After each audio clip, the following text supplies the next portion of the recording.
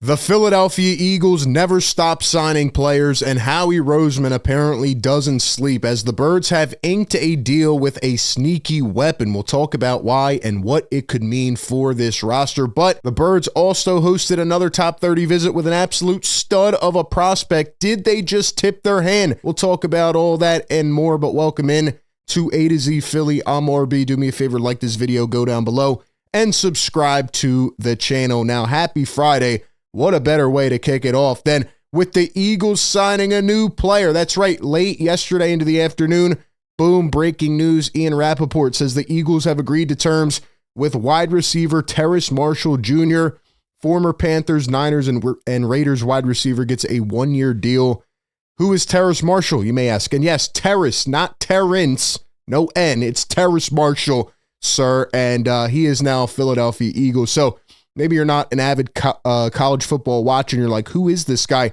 Who was he? I mean, nobody cares about the Panthers, right? So where did this guy come from? Well, let's talk about it. So Terrace Marshall, as Ruben Frank writes here on NBC Sports Philly, was a second-round pick of the Panthers, and it was back in 2021. So he was a second-round pick, really high-graded prospect. But let's take it back even one step further. Let's go to high school, okay? He's number 5, and who was he behind? Jamar Chase, Jordan Adams, Amon-Ra St. Brown, and Justin Shorter.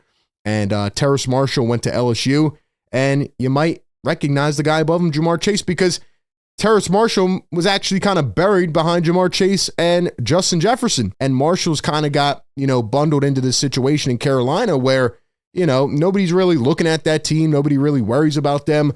And you may disagree with me on this, but I do think that situation plays a huge role in the beginning of a player's career. And, going to these different teams, it kind of hurts sometimes. But anyway, Terrace Marshall's only 24 years old, and he spent 3 years with the Panthers, last year with the Raiders, and was also briefly with the 49ers. 67 catches in his career for 808 yards and 1 touchdown in 43 games with 17 starts. His best year was in 2022 when he caught 28 passes for 490 yards with his only pro touchdown, a 21-yarder from Baker Mayfield. How about that? Baker with the Panthers against the Bengals in Cincinnati. Marshall played with Joe Burrow at LSU and was the Tigers' third receiver during the 2019 championship season behind Jamar Chase and Justin Jefferson. Here's what you have to keep in mind. They had a 3-headed monster, maybe even more. Let's look at this guy's stats because, ladies and gentlemen, I don't think it's fair to call him the third option or the third guy on the pecking order. Look at his stats. 2019, he had 13 touchdowns, 670 yards. He averaged 14.6 per catch. And then in 2020, he had 10 touchdowns on 730 yards. So, I mean, that's not terrible. It's not amazing. He's not a top 10 draft pick, but that's still pretty good production for a guy that's also playing with 2 elite receivers.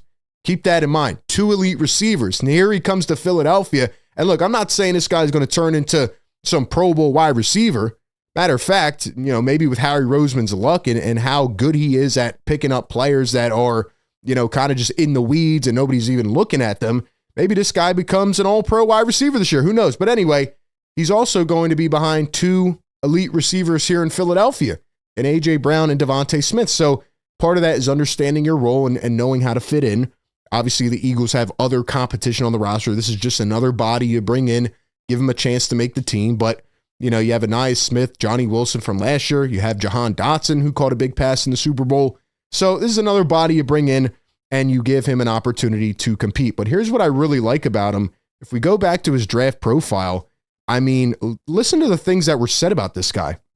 Marshall was the top receiver prospect in the country back in 2018.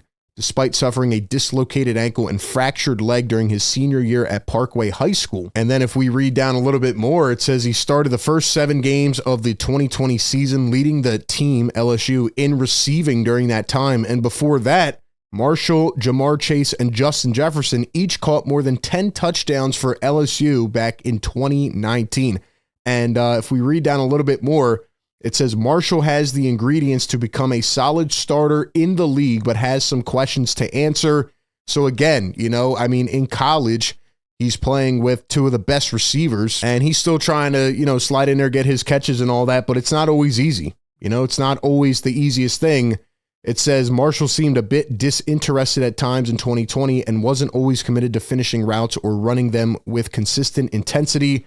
There are traits and talent at his disposal, but the difference between becoming a wide receiver 2 and 3 or 4 could be determined by how hard he is willing to work at his craft. So, I mean, he's got the traits, he has the skill sets, but the question is, can he put it all together and can he get to that next level? And obviously being in the organizations that he was in, it doesn't seem like they really helped propel him. Right now, he's got to put in the work, but coming to an organization that has been winning a lot like Philadelphia and holds these players to a higher standard, I think it's just an opportunity, to learn from some of these guys. And I would probably predict that he had other offers as well, but he's trying to get his career back on track. And what better way to do it than come to the reigning Super Bowl champion? So we'll see what happens, but maybe this guy could be a sneaky weapon, could find his way. Marshall's the first wide receiver the Eagles have signed this offseason. So hopefully this puts to bed that nonsense rumor that they're going to take a wide receiver in the first round or anything like that. But anyway, welcome Terrace Marshall to the Philadelphia Eagles, and maybe a welcome to another player, okay? Texas A&M edge Nic Scourton with Brandon Graham yesterday during his visit with the Eagles. So he wanted to pick with the legend BG, and it was reported a couple days ago that the Eagles were going to meet with Nic Scourton, and he's getting a lot of buzz right now in that first round. A lot to like about Scourton as a prospect, good pass rushing moves, and only 20 years old. Now, we are going to bring up the draft profile for Nic Scourton because this is huge, ladies and gentlemen. NFL comparison is Trey Hendrickson. And again, we've been talking about all these defensive linemen, these edge rushers, and, different guys the Eagles could draft. Nobody really knows, but from my own research on Scourton, I mean, these draft experts have him rated really high. He's very aggressive. He's explosive. And it says here, he has the potential for creating havoc on all 3 downs. They're projecting this guy to be a 3-down player in the NFL. It says he won't outrace or bulldoze tackles, but he does utilize tempo alterations. He rarely shows opponents the same look on consecutive plays, and he's just very consistent in finding new creative ways to get to the quarterback. And it says teams through chips and double teams out of respect. So this guy is going to be a very good player at the next level. This past year, he had 5 sacks, 37 tackles. He had a forced fumble. I like this guy a lot, and I think he's going to be a really good player at the next level. And, obviously coming into the Eagles building and taking a pick with BG, I mean, the fact they have BG in here talking to this guy, I'm not saying they're going to draft him, but they must have some really good interest in him, right? Maybe I'm reaching a little bit. Overall, though, this guy has a really translatable game, and he projects as a 3-down edge at the next level. I really like him a lot, and, I'm sure with, some of these technique things against the run will improve and bring him into the Eagles building. Let him play with some of these other young studs. I think it'd be really good. Honestly, they say he's always in the middle of everything. He's a force player like George Karlaftis was coming out. Scourton has a little more rush. So excited for this guy. Maybe he won't be there at 32. Maybe the Eagles would have to trade up for him a little bit, but hey, he looks happy. This guy looks happy to be here, and he's got the wise words of BG already projecting onto him. Maybe he's already fitting right in with the group. So give me your thoughts on Nic Scourton and other prospects down below.